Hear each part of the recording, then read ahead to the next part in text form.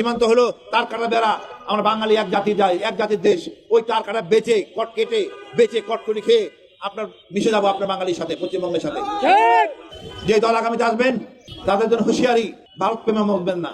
ভারত বলে কোনো জিনিস দেশে চলবে না, ভারতের পণ্য চলবে না, ভারতের কোনো কথাই দেশে চলবে না। সোজা কথা, আমরা অনেক সহ্য করছি, আর করবো না।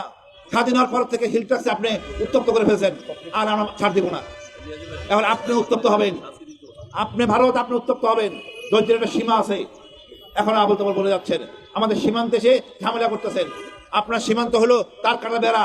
আমরা বাঙালি এক জাতির যাই, এক জাতির দেশ।